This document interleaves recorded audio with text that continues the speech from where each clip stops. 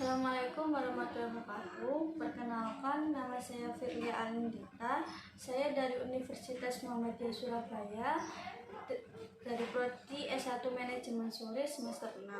Di sini diminta untuk membahas tentang berita yang saat ini ramai di tengah masyarakat, yaitu penistaan agama yang dilakukan oleh pihak Hollywood. Pertama, teori bias dalam pengambilan keputusan. Bias itu apa sih? Bias adalah kecenderungan terlalu optimis atas kemampuan yang dimiliki saat mengambil keputusan. Nah, di sini pihak Hollywings menuai berbagai kontroversi di kalangan masyarakat dan jagat maya. Yaitu mereka telah menggemparkan semua jagat maya dengan unggahan atau postingan promo mereka, yang mana mereka menggratiskan minuman beralkohol dengan label bagi yang bernama Muhammad dan Maria, maka minuman itu akan digratiskan. Nah, unggahan postingan promosi tersebut banyak hujatan dan tanggapan dari kalangan masyarakat. Bagaimana tidak, nama Muhammad dan Maria adalah nama yang suci di dalam kitab kita masing-masing.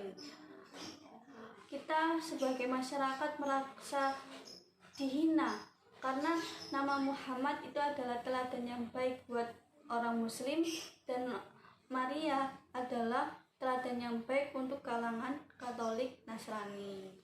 Padahal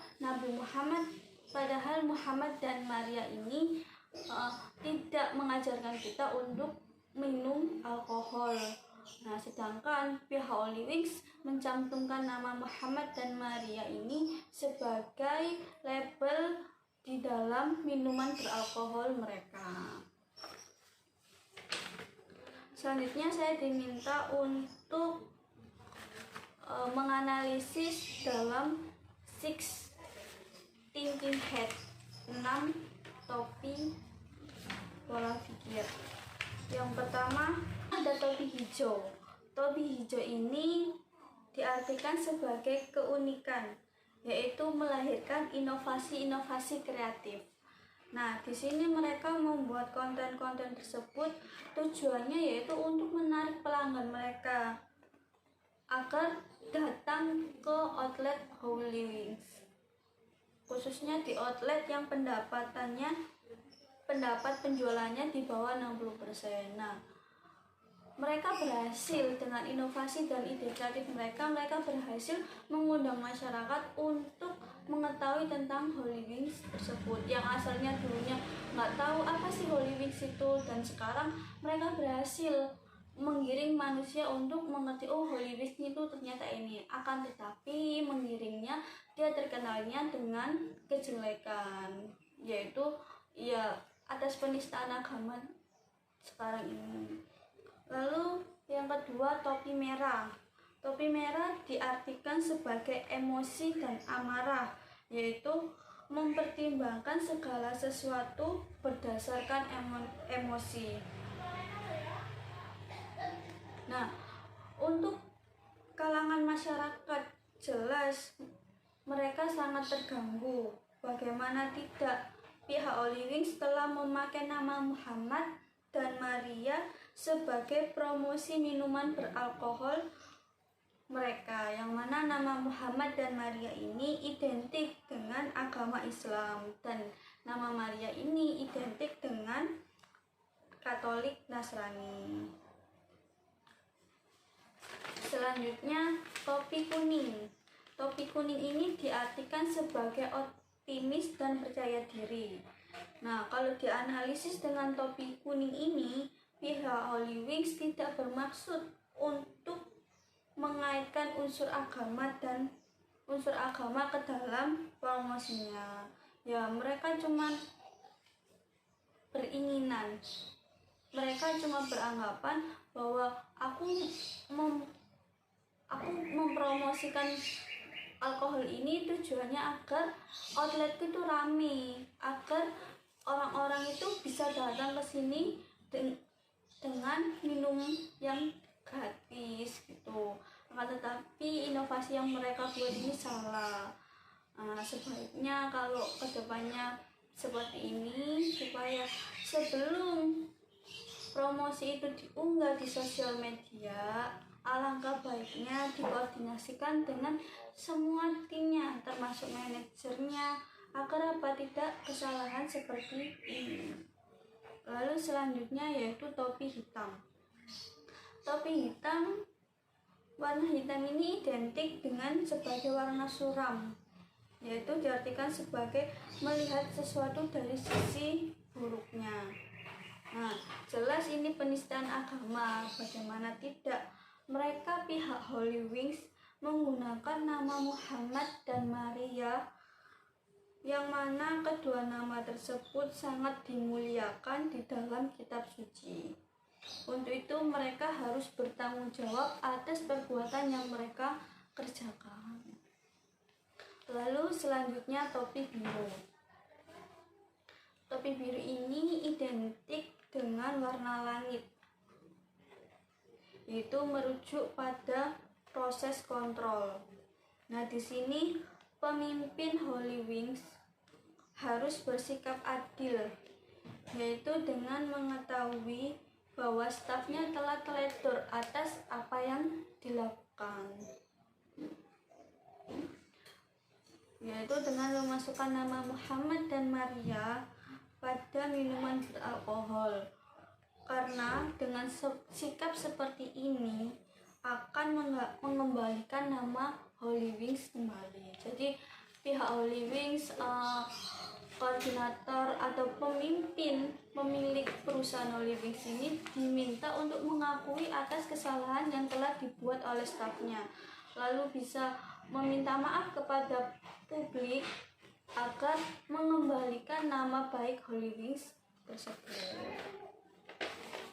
Lalu selanjutnya topi putih. Nah, topi putih ini warnanya putih, menggambarkan kesucian dan kemurnian, yaitu diminta untuk menghasilkan analisis berdasarkan observasi dan lingkungan sekitar.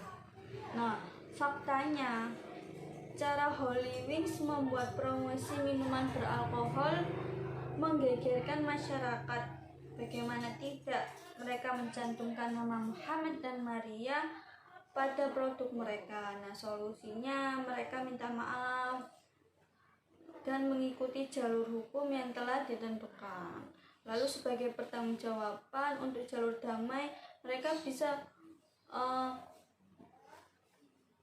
mengajak masyarakat, khususnya yang beragama Islam dan Katolik, Nasrani, untuk mungkin ada sumbangan sebagai bentuk perdamaian atas apa yang dilakukan oleh pihak Holy Wings tersebut.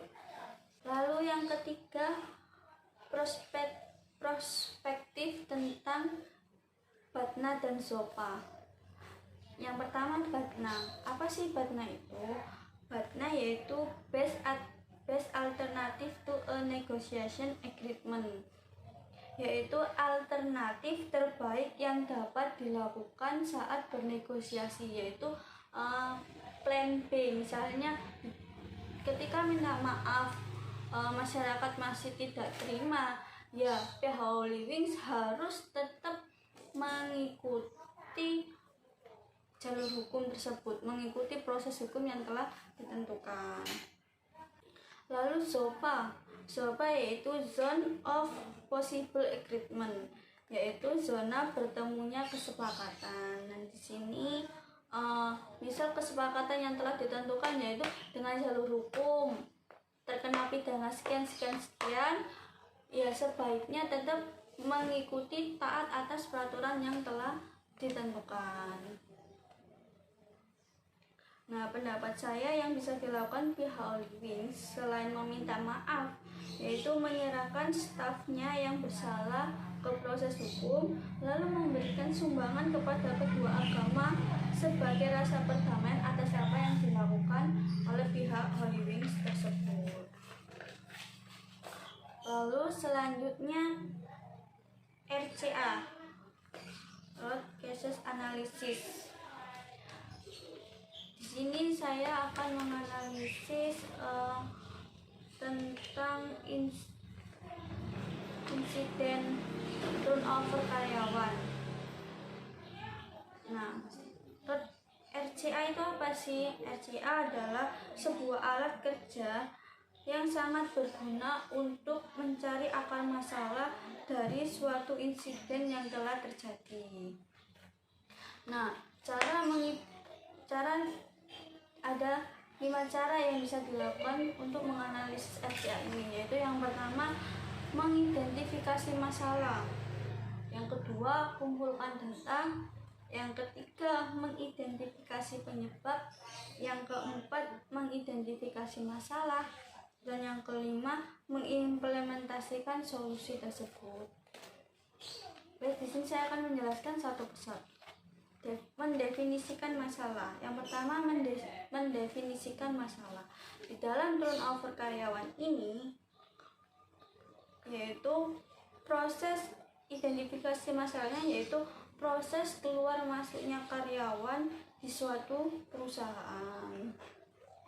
Lalu kumpulkan data. Nah, data ini berupa evaluasi. Misal di saat karyawan itu bekerja dalam jangka 1-6 bulan, maka di situ karyawan bisa mengevaluasi dirinya, apakah dia itu betah di perusahaan itu, apakah tidak, apakah dia ada problem selama bekerja selama 1-6 bulan tersebut.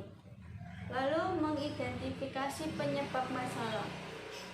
Nah, identifikasi penyebab masalah ini ada banyak. Ada faktor individu, misal kalau faktor individu ya beban kerjanya terlalu berat atau waktu bekerjanya sangat lama dan kurang efisien. Lalu identifikasi masalah. Nah, masalah ini ya berkaitan pada dirinya. Saya cocok nggak ya kerja di sini? Kayak aku itu deh gak cocok karena mungkin dirasa pekerjaannya berat untuk dirinya atau waktu jam kerjanya itu sangat panjang sehingga mereka kurang beristirahat. Nah, lalu yang kelima adalah implementasi sosial. Untuk mencegah tingginya turnover karyawan, berikut cara yang bisa dilakukan, yaitu menyusun strategi manajemen karyawan. Yang kedua, menanamkan budaya dan lingkungan yang ramah teknologi. Yang bisa saya sampaikan, banyak dan kurangnya saya minta maaf. Wabillahi taufiq wal hidayah. Wassalamualaikum warahmatullahi wabarakatuh.